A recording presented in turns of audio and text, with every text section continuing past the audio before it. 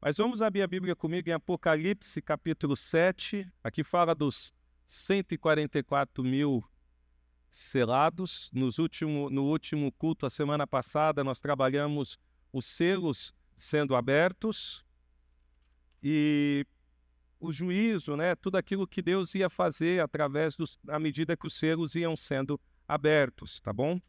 Então, agora leamos a partir do verso 1 de Apocalipse 7.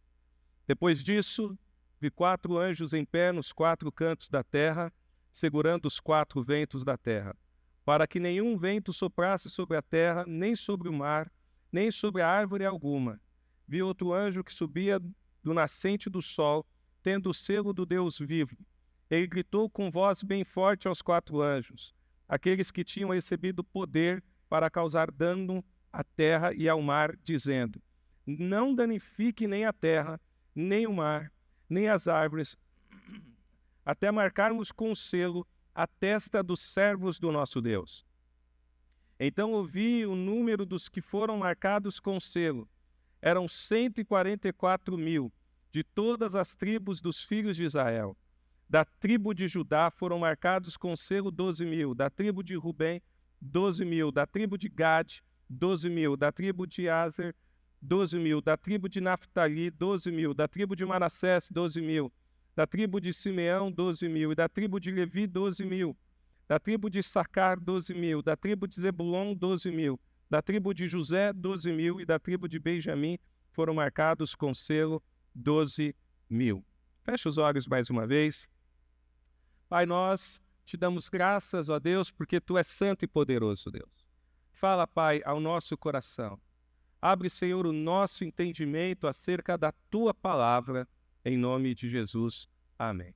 Bom, irmãos, a gente viu na semana passada alguns selos sendo abertos, mais propriamente 6 selos.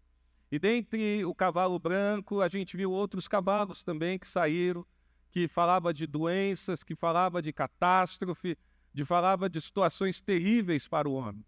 E sempre quando a gente pensa em juízo de Deus sobre a terra, embora os justos do Senhor, eles pertencem a Deus, muitas vezes os juízos também já chegam até aqueles que pertencem a Deus. Por exemplo, se nós tivermos uma catástrofe nas águas, todos vão sofrer, ou nos céus serem abalados, todos vamos padecer por causa desse juízo.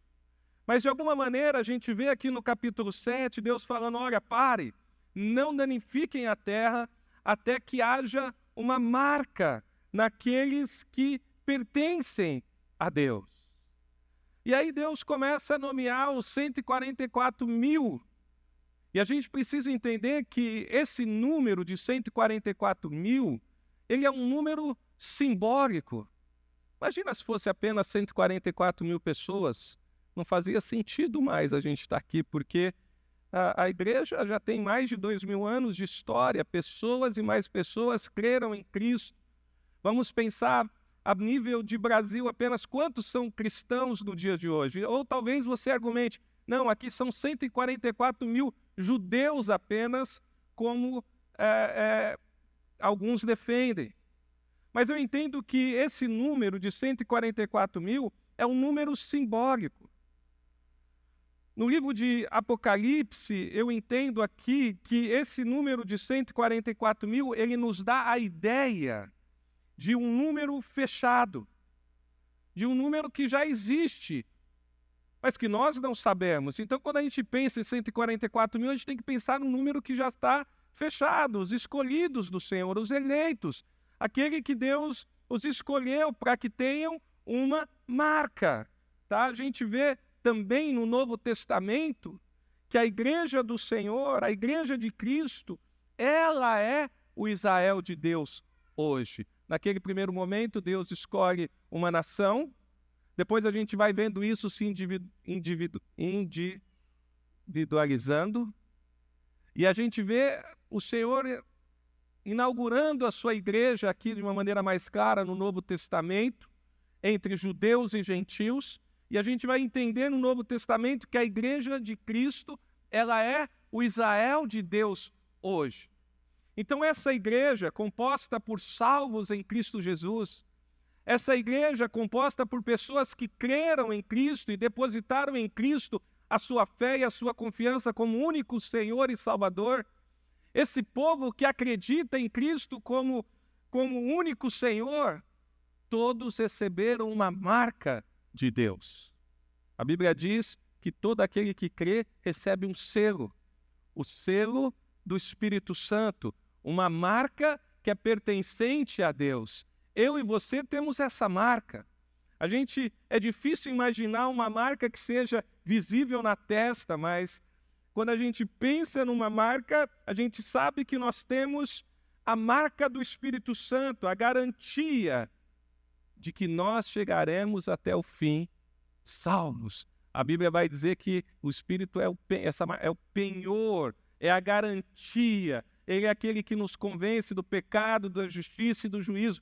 É a garantia de que nós chegaremos fiel até o fim. Fiel em Deus, fiel à sua palavra, sobre a graça de Cristo, na direção do Espírito, como peregrino, caminhando nessa terra como um salvo. Porque nós somos sal e luz nesse mundo. Nós somos um povo adquirido, propriedade exclusiva de Deus, pedras vivas do Senhor. E como povo de Deus, nós andamos nessa terra. Também a gente precisa destacar aqui rapidamente, quando aqui João está descrevendo a marca dos 144 mil, ele coloca aqui a tribo de José. E em Êxodo a gente vai ver que essa tribo ela foi dividida entre os 2 filhos. Só para dizer aqui que tem uma diferença, e por isso eu entendo que o número tem muito mais a ver com um número fechado de salvos do que propriamente as 144 mil pessoas ou 144 mil judeus. Tá?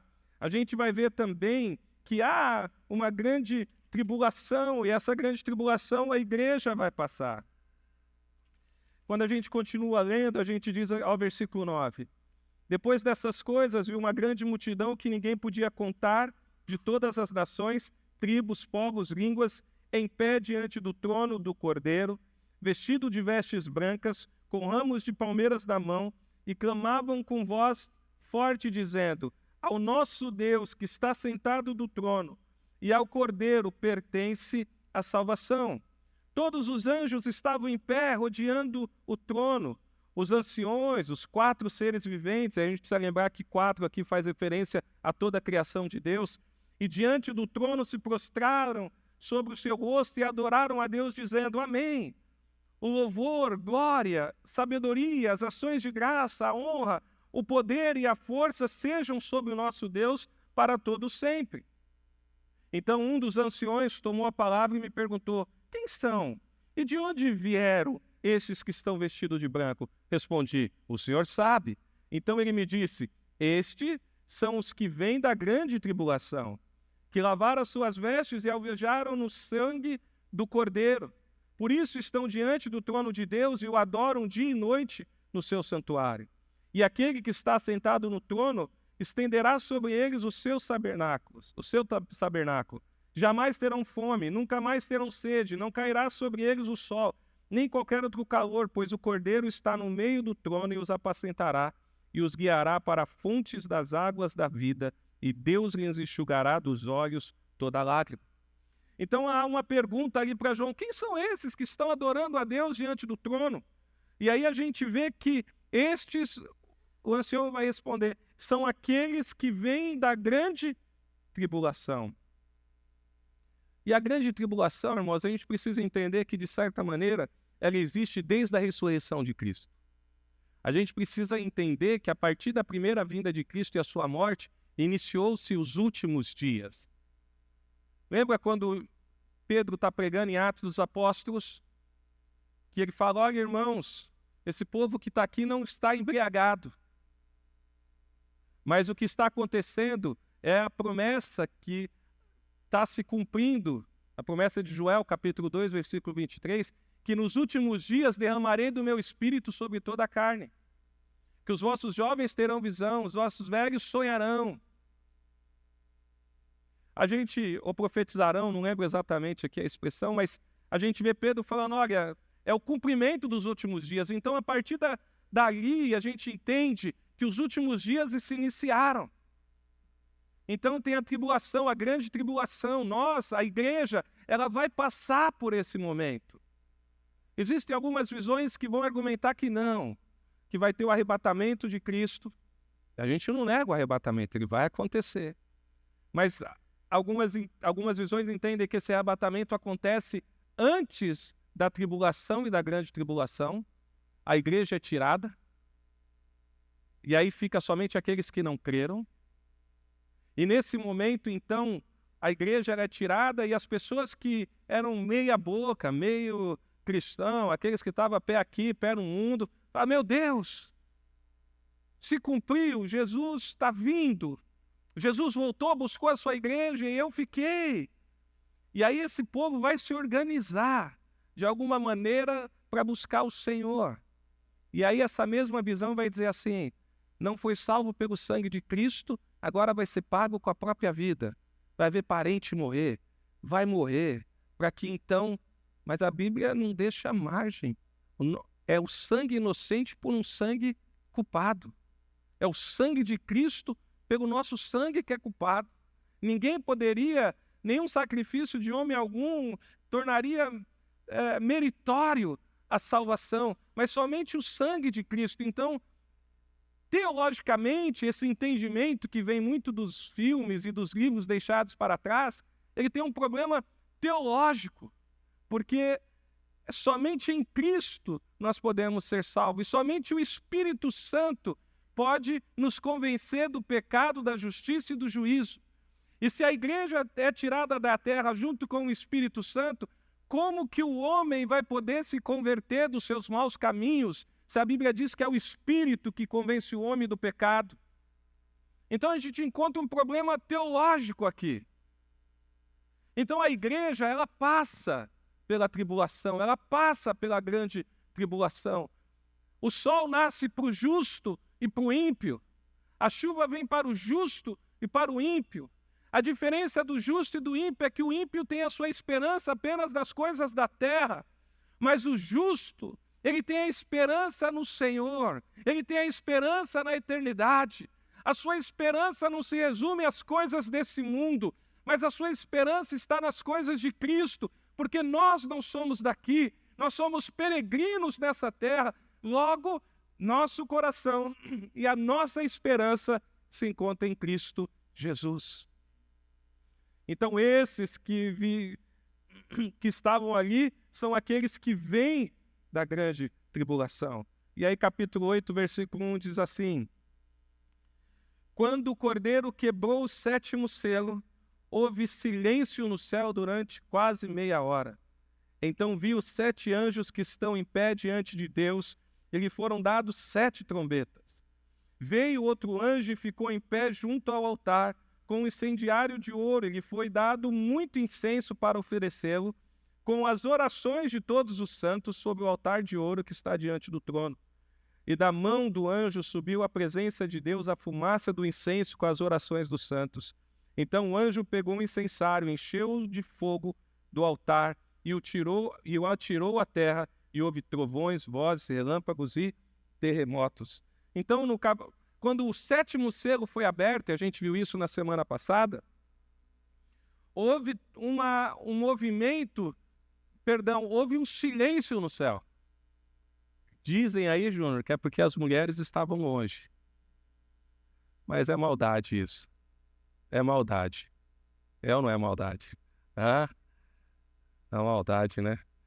Houve silêncio no céu, irmãos. Houve silêncio nos céus.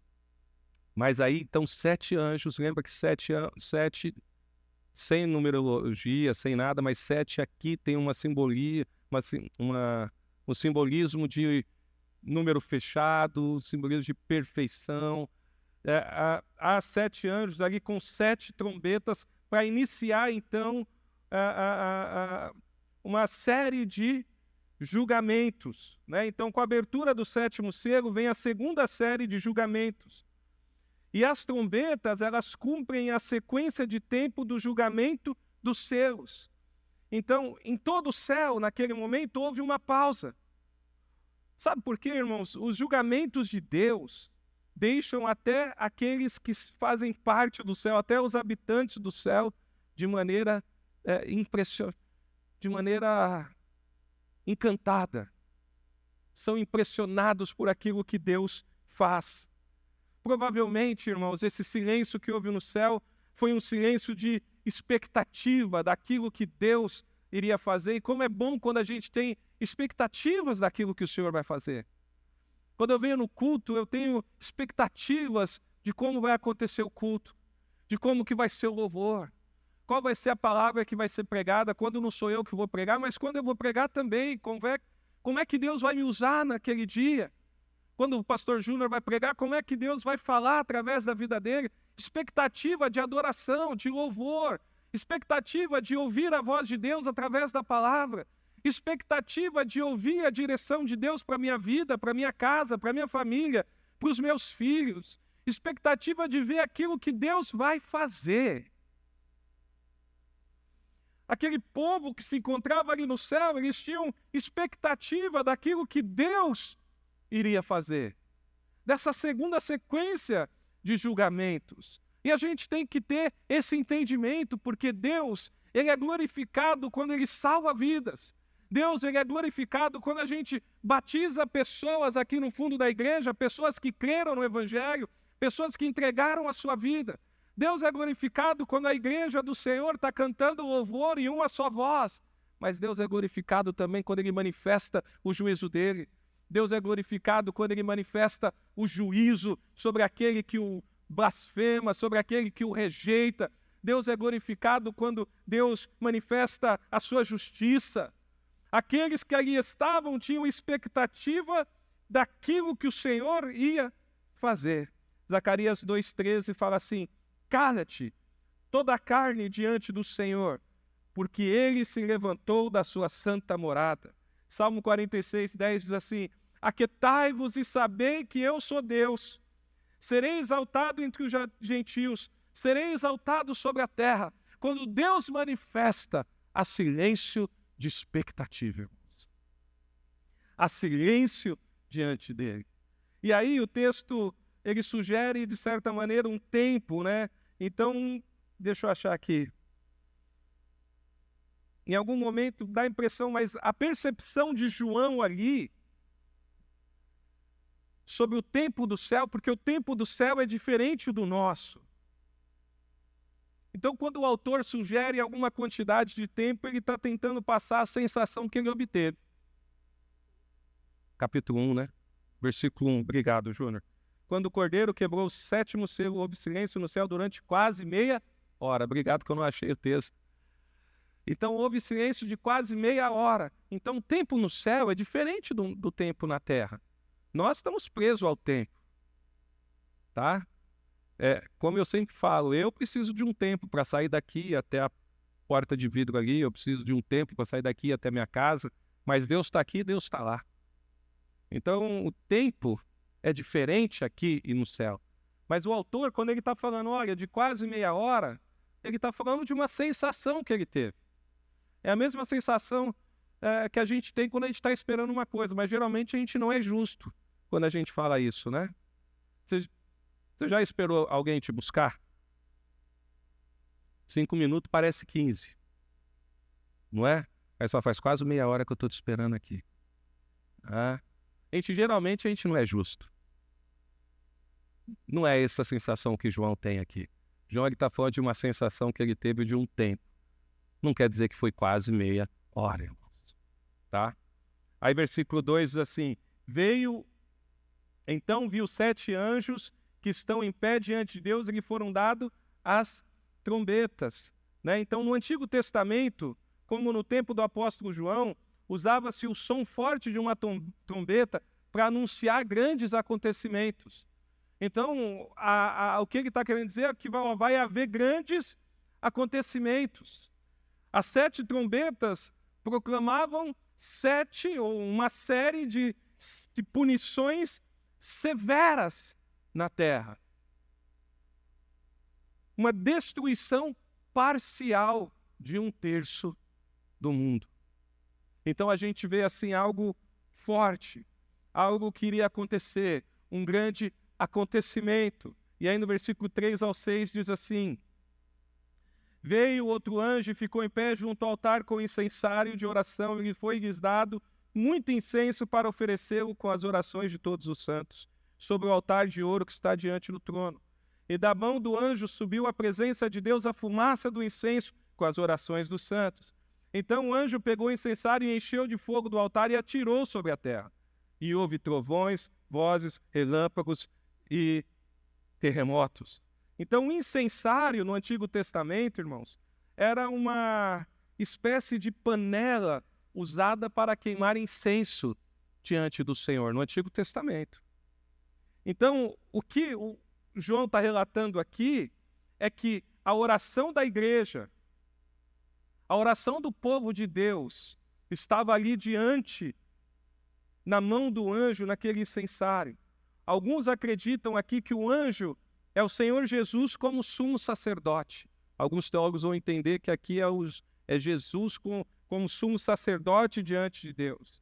E essas orações são as orações de todos os santos, de um povo que ora. Por isso que a marca da igreja é a oração. Atos vai dizer isso. Uma das marcas da igreja de Cristo é a oração. É a igreja que ora, é o povo que ora. E essas orações, elas não são em vão. Essas orações, elas vão até o nosso Senhor. E aqui o anjo, ele está com esse incensário, apresentando a oração de todos os santos. Salmo 32, 6 diz assim: por isso, todo aquele que é santo orará a ti. O tempo de te poder achar, até no transbordar de muitas águas, estas não lhes chegarão. Então, igreja, o cristão deve orar em todo tempo, tanto em tempo de aflições e dificuldades, como em tempos de grandes expectativas, de temores e também em tempo de esperança. Paulo vai dizer em Filipenses 4:6 que todas as nossas petições devem ser colocadas diante de Deus através da oração. E o Deus da paz vos dará, a paz que o mundo não pode dar, uma paz diferente. Então, irmãos, nós como igreja devemos orar em todo o tempo. Não só nos tempos difíceis, não só nos tempos bons, mas em todo o tempo. O versículo 5 diz assim: então o anjo pegou o incensário, encheu de fogo e do altar e atirou sobre a terra, Então essa oração, possivelmente aqui, é pedindo que Deus julgue todo o mal. Às vezes a gente não ora pedindo para Deus, Deus julga essa maldade. Deus não deixa que isso passe impune. Deus não deixa que as coisas continuem dessa maneira. Eu não sei você, mas a igreja ela precisa orar pedindo a justiça de Deus. Quando a gente vê injustiça, quando a gente vê aquilo que não está certo, nós devemos clamar ao Senhor. Então, é possível que essas orações aqui são orações voltadas a pedido de que Deus manifeste a sua justiça. E isso é o prenúncio de um julgamento de Deus sobre a terra. Isso também demonstra respostas que Deus dá às orações dos santos, porque essas orações elas são colocadas a fogo e são lançadas sobre a terra, e há trovões, há relâmpagos, há terremotos. Então é o prenúncio de uma resposta de Deus como sinal de ira contra o mundo. Porque terremoto, irmão, não é algo fácil. Terremoto assusta. A gente não tem muita noção do que é isso, porque a gente não tem terremoto no Brasil. Mas esses dias eu fui aqui na agência da Caixa, aqui da Getúlio Vargas, eu e o Júnior. E eu estava sentado ali e o chão tremeu uma vez. E o chão tremeu de novo. Eu falei, Júnior, isso aqui não tem perigo, não? Aí ele falou, não, Flávio, é o estacionamento que está debaixo aqui da agência. Eu falei, mas treme? Ele falou, não, mas já a engenharia já foi feita para... Ah, não, então tá, tal. A gente não é acostumado com tremor, irmãos. Mas a gente vê terremotos de graus altos que chacoalha o chão, as pessoas ficam apavoradas. Que quebra paredes, muito obrigado, princesa. Que quebra paredes, que causa estrondos. Então a gente vê que aqui é o prenúncio, ó, e houve trovões, vozes, relâmpagos e terremotos. Também a gente se lembra da manifestação de Deus no Monte Sinai, quando ele manifesta trovões ali falando com Moisés, e o povo teme, o povo fica com medo, fala: Moisés, fala você com Deus e depois fala conosco. Então a gente vê aqui que é o prenúncio daquilo que o Senhor vai fazer. Aí o versículo 6 diz assim: então os 7 anjos que tinham as 7 trombetas se prepararam para tocar. Então João vê que os anjos estão prontos para tocar as 7 trombetas. E aí a primeira trombeta é trocada. O primeiro anjo tocou a trombeta e houve granizo e fogo, misturados com sangue, e foram atirados à terra. Então foi queimada a terça parte da terra, foi queimada a terça parte das árvores, e também toda a erva verde foi queimada. Então a primeira trombeta se refere à floresta e à grande destruição. A gente olha e a gente percebe que Deus, Ele está ordenando aqui a esse mundo perdido, Ele está ordenando que o ser humano, Ele está ordenando que tudo seja deteriorado junto com o mundo, para que essas pessoas possam se voltar a Deus. Então Ele está ordenando destruição, deteriorização sobre a floresta, sobre as coisas que a gente já tem visto ser destruído. Nós, como cristãos, a gente tem assumido um papel assim. Como nós somos conservadores, a gente quase que repele qualquer pauta de esquerda. Porque a esquerda, ela pegou as pautas, algumas pautas que são justas, que são corretas, mas não porque elas estão preocupadas com as coisas, para usar isso como uma desculpa para tomar o poder e destruir tudo. Porque, na verdade, o que a esquerda faz é destruir. É só discurso, mas não tem prática. Basta você olhar para a vida das pessoas que defendem as ideologias. Elas discursam que têm amor, mas não toleram a diferença. Elas discursam que tem que ter tolerância, mas com elas. Porque quando é ao contrário, quando elas chegam no poder, não existe tolerância.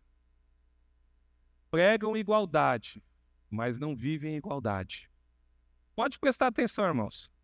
Geralmente o discurso de pessoas que têm ideologia são discursos vazios.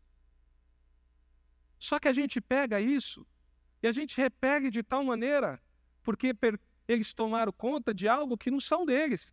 Quando, na verdade, nós, como cristãos, precisamos nos preocupar, sim, com o meio ambiente. Não por causa de aquecimento global, por causa disso ou daquilo, mas porque é a criação de Deus. Nós, como cristãos, não devemos jogar papel no chão, não devemos poluir os rios.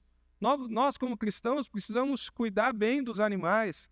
Nós, como cristãos, precisamos ter uma conduta diferente da que o mundo tem, não por causa de uma pauta ideológica que é desculpa para tomar poder, mas como cristãos que se preocupam com a obra da criação. Mas, ao contrário disso, a gente muitas vezes contribui para que as coisas sejam destruídas, a gente contribui para que o meio ambiente seja prejudicado, a gente contribui com tudo isso que está acontecendo, mas houve uma ordem de Deus para a destruição das florestas, para a destruição dessas coisas. Depois a segunda trombeta é tocada, versículo 8. O segundo anjo tocou a trombeta e uma espécie de grande montanha em chamas foi atirada ao mar. Uma terça parte do mar se transformou em sangue, e morreu a terça parte das criaturas do mar, e foi destruída a terça parte das embarcações. Então a gente vê aqui a segunda trombeta sendo tocada, e aqui está se referindo aos mares e oceanos. Essa trombeta, ela atinge o mundo, tanto para os ímpios quanto para os crentes, todos são afetados por esse juízo. Porque a poluição e a destruição dos mares e dos oceanos causa um impacto não só sobre o justo, mas e sobre o ímpio. Ele causa um impacto de grandes proporções, não apenas na água, mas impacta toda a economia mundial. A gente não tem como mensurar o mal que isso causaria. Pode estar fazendo referência também a erupções vulcânicas em várias partes do planeta ao mesmo tempo, são proporções de grandes destruições. Quando essa trombeta é tocada, está se referindo não apenas a mar de água salgada, mas também a rios, a águas doces, águas que a gente consome nos nossos dia a dia. E nós podemos falar de certa maneira que alguns aqui vivem em algumas determinados momentos do ano falta de água aqui em Bauru. Porque aqui é um caso sério. Se você não morar aqui na Zona Sul, se você não morar para esse lado aqui, você fica pelo menos 3 dias sem água por semana, quando os reservatórios estão baixos. Se você não tiver um poço artesanal na sua casa, se você não tiver um poço artesiano, se você não tiver algo que te traga água, você vai ficar, uma caixa grande, você vai ficar sem água em alguns momentos.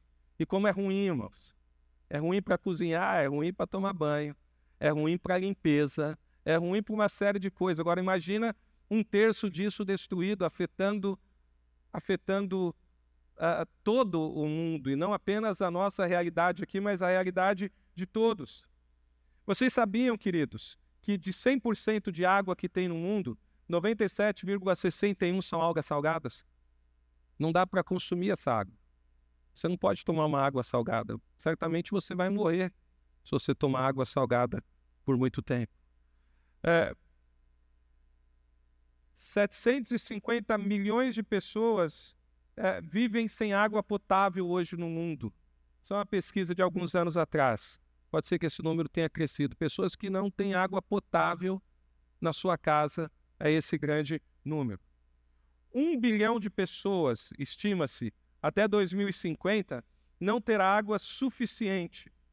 Né? Essa é uma projeção de que até 2025, irmãos, está chegando aí, de cada três, dois serão afetados pela falta de água. Então a gente já vê isso se concretizando nos nossos dias. Né? Essa falta de água chegando. Então, esse 1/3, o juízo, a grande tribulação. E aí então vem a 4ª trombeta, versículo seguinte. O 4º anjo tocou a trombeta e foi ferida a 1/3 parte do sol, da lua, das estrelas, para que a 1/3 parte deles escurecesse, e 1/3 parte do dia e também da noite ficasse sem luz. Então vi e ouvi uma águia que, voando pelo meio do céu, dizia com voz forte: Ai, ai, ai dos que moram na terra, por causa do som das outras trombetas que os 3 anjos ainda vão tocar. Então, a 4ª trombeta é tocada. E aí a gente lembra de uma das pragas que já aconteceu, a nona praga do Egito. Ela tem densas trevas que cobriram a terra por 3 dias. Isso faz referência a astros e estrelas. Então a gente vê que isso já aconteceu ali no Egito. Né? A gente sabe como que Deus opera e como Deus faz e como Deus vai manifestar o seu juízo. Ai, ai, ai, significa que até esse ponto só tinha atingido a natureza, as coisas inanimadas. Mas agora os 3 ais que vêm, os 3 castigos finais, amplia a intensidade. Cada pessoa ímpia na face da terra provará a ira de Deus contra o pecado. Porque até então nós estamos falando de juízos que afetam nós e os ímpios. Mas agora a 5ª trombeta vai ser soada. E aí a gente vê catástrofes maiores. O 5º anjo tocou a trombeta e viu uma estrela que tinha caído do céu sobre a terra. Desculpa, gente. E foi-lhe dada a chave do poço do abismo. Ela abriu o poço do abismo e dele saiu fumaça como a fumaça de uma grande fornalha. E o sol e o ar se escureceram com a fumaça saída do poço. Também da fumaça saíram gafanhotos para a terra e foi-lhe dado o poder como o poder que tem os escorpiões da terra, e lhe foi dito que não causasse dano à erva da terra, nem a qualquer coisa verde, nem a árvore alguma, e tão somente as pessoas que não têm o selo de Deus na testa. Veja que está se referindo agora a um juízo exclusivo ao ímpio. Também não lhe foi permitido que os matasse, mas que os atormentasse durante 5 meses. E o seu tormento era como o tormento de escorpião quando fere alguém. Naqueles dias as pessoas buscarão a morte e não a encontrarão. E também terão o desejo de morrer, mas a morte fugirá delas. O aspecto dos gafanhotos era semelhante a cavalos preparados para a batalha. Na cabeça deles havia como que coroas, parecendo de ouro, e o rosto era como de um ser humano.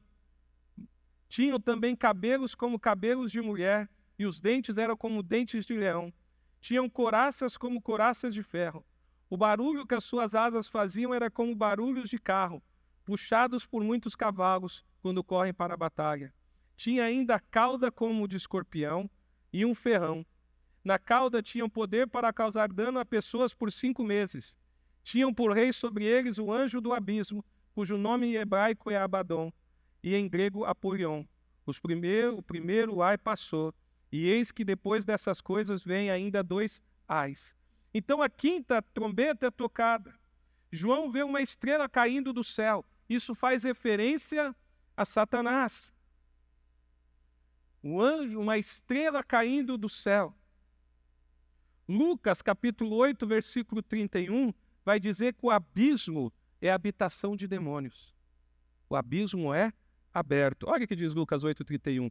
E rogavam-lhe que não o mandasse para o abismo, mas para a manada de porcos, a passagem vai concluir. E Jesus permite que os anjos vão ali para a manada de porcos. Também a gente vê semelhança com a praga do Egito, aqui versículo 2 e 3, né? Gafanhotos, demônios, semelhante à 8ª praga do Egito. Os demônios saem do abismo ali. Também a gente vai ver 3 tipos de anjos: os eleitos, os caídos livres e os caídos aprisionados nas Escrituras. A gente tem os anjos que estão nos céus, que não se rebelaram contra Deus e não foram expulsos por Satanás, porque quando Satanás é expulso do céu, ele leva 1/3 dos anjos com ele.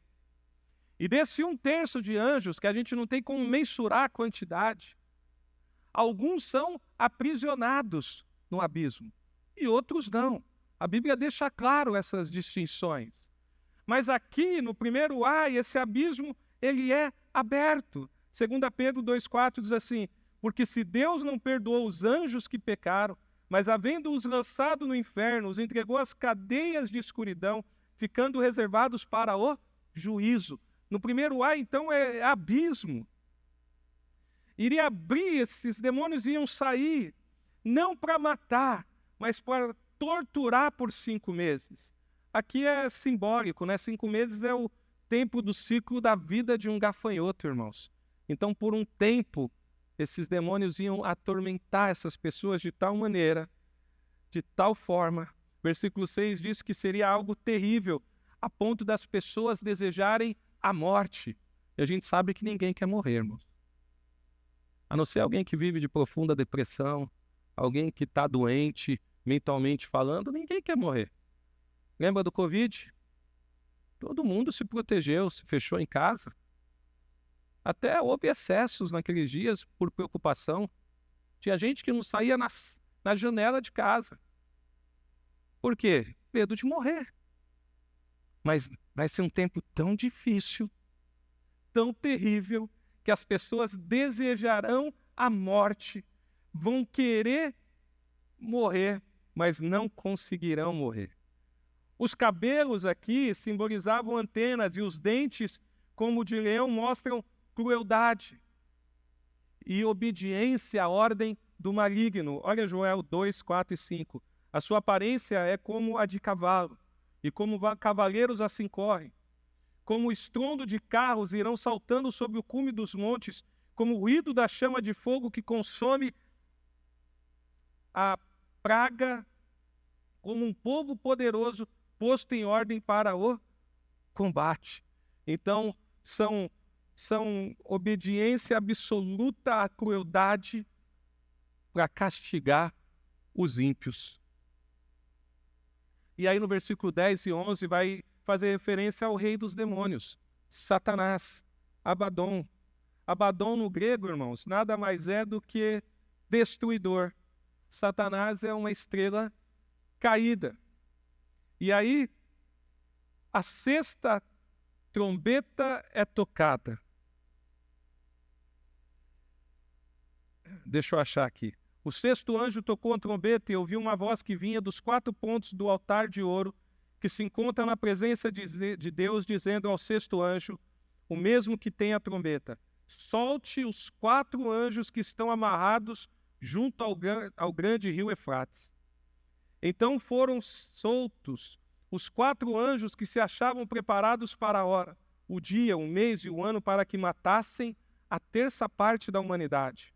O número dos exércitos da cavalaria era de 20.000 vezes 10 milhares, e eu ouvi o seu número. Assim, nessa visão, pude ver que os cavalos e os seus cavaleiros tinham couraças da cor de fogo, de jacinto e de enxofre. A cabeça dos cavalos era como a cabeça de leão, e da sua boca saíam fogo, fumaça e enxofre. Por meio desses 3 flagelos, a saber, pelo fogo, pela fumaça, pelo enxofre que saía da boca dos cavalos, foi morta a terça parte da humanidade, pois as forças dos cavalos estavam na boca e na cauda deles. As caudas deles eram semelhantes a serpentes, com a cabeça, e com elas causavam dano. Então a gente vê aqui que a sexta trombeta é tocada. Os mesmos demônios agora que atormentaram vão matar alguns homens. Irmãos, aqui não está falando de inseto, irmãos. Aqui está falando de objetos de guerra. Está falando de objetos que causam mal.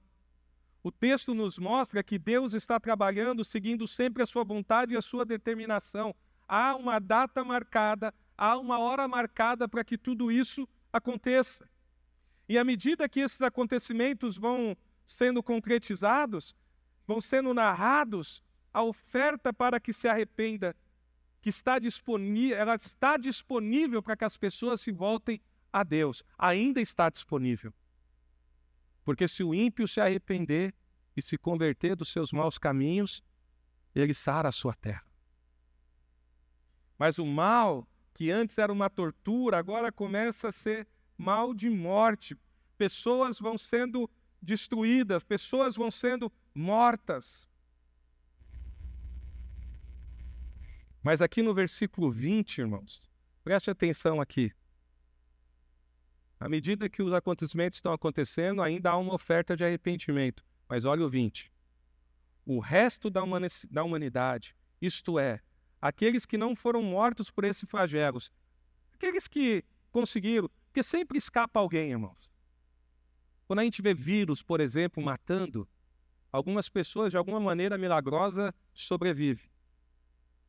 A gente vê guerra, algumas pessoas sobrevivem. A gente vê catástrofe, terremotos, morre 300.000 pessoas, mas aí tem um que está debaixo de um prédio que caiu, por algum motivo aquela pessoa sobreviveu. Mas olha o que o versículo 20 diz. O resto da humanidade, isto é, aqueles que não foram mortos por esses flagelos, não se arrependeu das obras das suas mãos.